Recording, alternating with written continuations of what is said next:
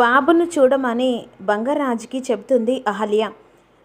బాబు ఎవరి దగ్గర ఉన్నాడమ్మా అనే విధంగా బంగారాజు అడుగుతుండగా సుభద్ర గారి దగ్గర అక్కడ తన దగ్గర ఉంచేసి నేను శ్రావ్యను పిలవడానికి వచ్చాను మామయ్య అనే విధంగా అన్న తర్వాత సరమ్మా లైన్లో ఉండని చెప్పేసి ఈ విధంగా ఇక బంగారాజు వెళ్ళి చూసేసరికి సుభద్ర ఎత్తుకొని పాట పాడుతూ ఉంటుంది.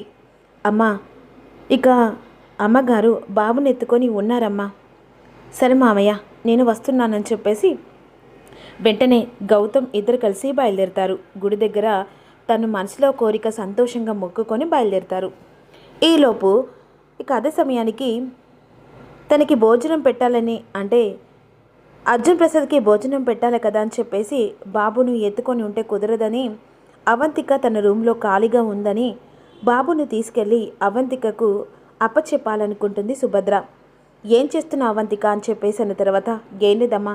ఏంటి ఏం లేదు అవంతిక, కాస్త బాబుని ఎత్తుకోవా, మీ నాన్నకు టిఫిన్ పెట్టే టైం అవుతుంది, టిఫిన్ చేసి పెట్టేసి వచ్చి బాబుని నేను ఎత్తుకుంటాను అని అన్న తర్వాత అప్పుడు వాడిని నేను ఎత్తుకోవడమా అని మనసులో అనుకుంటుంది.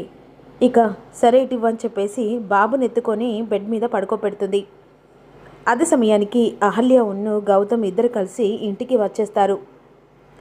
ఏంట్రా అసలు నువ్వు ఈ ఇంటికి వారసుడు అని చెప్పేసి నా కొడుకును పక్కన పెట్టారా, ఈ ఇంటికి నువ్వు వచ్చావని చెప్పేసి అందరు కలిసి మారిపోయారా. నా కొడుకు ఎప్పటికీ వారసుడని చెప్పిన వాళ్ళే ఈరోజు నీ పుట్టుక బయట పడంగానే నువ్వే వారసుడు అని మమ్మల్ని గంజిలో ఈగ కంటే అద్మానంగా చూస్తున్నారా. నీలాంటి భూమి మీద ఉండడానికి వీలేదురా. నువ్వు ఉంటే నాకు పరువు పోతుంది, నా కొడుకుకు ఆస్తి కూడా రాదు, చిల్లి గవ్వ కూడా రాదు. అలాంటప్పుడు నువ్వు భూమి మీద బ్రతకడానికి వీల్లేదు కదరా. ఏమనుకోకురా, చిన్న ప్రాణాన్ని తీసేస్తున్నానని బాధపడకు. మరి ఆస్తి కావాలంటే ఏ మాత్రం చేస్తేనే కదా నా చేతికి ఆస్తి వచ్చేది అనే విధంగా అవంతిక బాబు మెడ మీద తన చేతితో ఇక ప్రెస్ చేయాలని అంటే పీక పిసికి చంపే అంత తన గొంతు మీద చెయ్యి వేయబోతుండగా ఈలోపు అవంతిక గది వైపు వచ్చిన తర్వాత ఒక్కసారిగా బాబును చంపబోతుండగా అదే సమయానికి గౌతమును అహల్య చూసి అవంతిక గారని చెప్పేసి గట్టిగా అరుస్తుంది అహల్య. ఒక్కసారిగా అవంతిక ఉలిక్కి పడుతుంది. ఏం చేస్తున్నారండి, బాబుని ఏం చేస్తున్నారు అని అహల్య అడుగుతుండగా నేనేం చేస్తున్నాను, బాబును ఇడా పడుకోపెట్టి అమ్మ వంటగదిలో వంట పనుందని చెప్పేసి వెళ్ళిపోయింది. లేదు, మీరు ఇందాక బాబు మెడ మీద చెయ్యి వేయడానికి వెళ్ళారు అంటే ఏమనుకుంటున్నావు, నీ కొడుకుని నేను చంపేస్తానని అనుకుంటున్నావా. అవును కదా, ఇప్పుడే కదా. అక్క నిజం చెప్పక్క, నువ్వు బాబును ఏదో చేయాలనుకుంటున్నావు కదా. ఏంట్రా ఏంటి, మరి నీ భార్య చెప్పినట్టు ఎలా అయితే అలా గంగిరెద్దులా తల ఊపుతున్నా ఏంటిరా. నీ కొడుకును చంపాల్సిన అవసరం నాకేంటిరా. ఏదో పాపంలే బయటికి వెళ్ళారని అమ్మ తీసుకొచ్చి బాబును నా చేతిలో పెడితే నేను బుజ్జకించి ఊరుకోపెట్టి పడుకోపెడుతుంటే నేను నీ కొడుకుని ఏదో చేసినట్టుగా మాట్లాడుతున్నావే.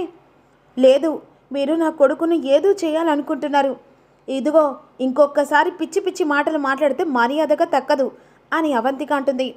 మీరు నా కొడుకును చంపడానికి ప్రయత్నించారు, నేను నా కళ్ళారా చూశాను. అయినా ఎందుకండి మేమంటే అంత కక్ష ఎందుక.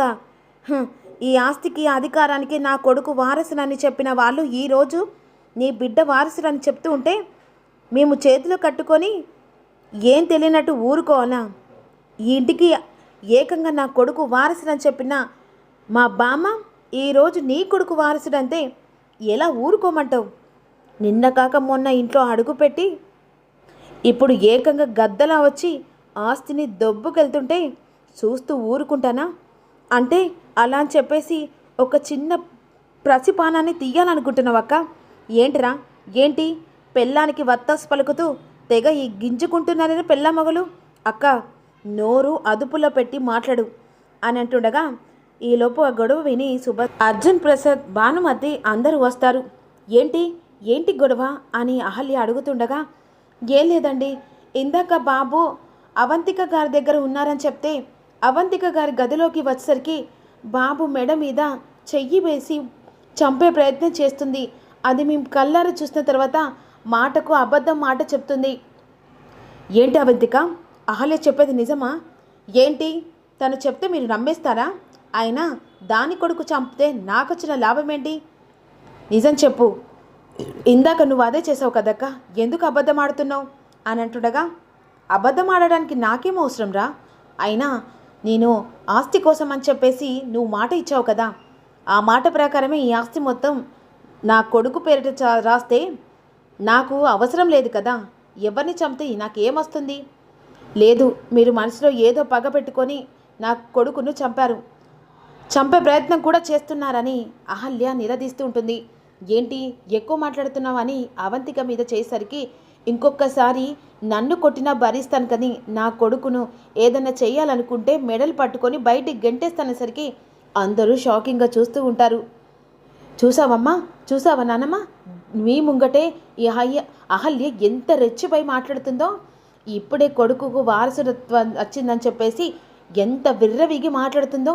ఇలాంటిదా మిమ్మల్ని తెగ చూసుకుంటుందని చెప్పేసి విర్రవీగుతున్నారు.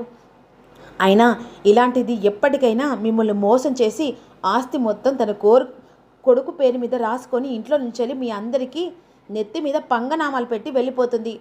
నాకు అవసరం లేదండి, ఏ ఆస్తి నా కొడుకు పేరు మీద రాసినా నాకు అవసరం లేదు. నేను ప్రేమ మాత్రమే కోరుకుంటున్నాను. అలా అని చెప్పేసి ఆస్తి కావాలని చెప్పేసి నేను ఇలా మాట్లాడడానికి కారణం నువ్వు చేసిన దానికి మాట్లాడుతున్నాను. నా కొడుకు పేరు మీద మీరు రాసినా నాకు ఆస్తి కూడా అవసరం లేదు.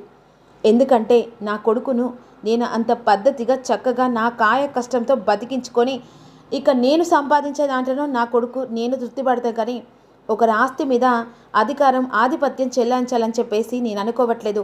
ఓహో, అంటే ఇప్పుడు నేను తేరగా తింటున్నాను కనుక నాకు చెప్పగానే చెప్తున్నావా? మీరు అలా అపార్థం చేసుకుంటే దానికి నేనేం చేయలేను. అమ్మ అహల్య, గొడవ ఇంతటితో వదిలేయి. అవంతిక, పిచ్చి పిచ్చి వేషాలు వేసి గొడవ పెద్దగా చేయకు. ఎవరు చేస్తున్నారన్నా? ఎవరు చేస్తున్నారు? ఇందాక అహల్య వచ్చి కదా ఈ గొడవ పెద్ద చేసింది. అమ్మ అహల్య, బాబు తీసుకొని గదిలోకి వెళ్ళు అని చెప్పేసరికి, అహల్య బాబుని తీసుకొని పదా అని చెప్పేసి గౌతమ్ అంటాడు. ఈలోపు ఇక బాబుని తీసుకొని అహల్య గదిలోకి వెళ్తుంది. అవంతిక, పిచ్చి పిచ్చి వేషాలు వేసుకుంటూ అందరినీ బాధ పెట్టే మాటలు మాట్లాడకు, అర్థమైందా అని భానుమతి అంటుండగా, ఏంటి అయినా బాబు ఏం చేశాడే? బాబుని చంపడానికి నువ్వు చూస్తున్నావట. గింపాలనుకుంటే అహల్యం చంపు, అంతేకాని నా మునిమనం మీద చెయ్యి వేసావనుకో, చెయ్యి విరగొడతాను. ఏం మాట్లాడుతున్నావు? అసలు నీకేమైనా అర్థం ఉందా? అదేదో లడాలడ వాగిందని దాని మాటలు నమ్ముకొని నన్నెందుకే ఇన్ని మాటలు అంటున్నావు? అది అబద్ధం చెప్పదే, ఎందుకంటే అది నిజం చెప్తుంది కనుక.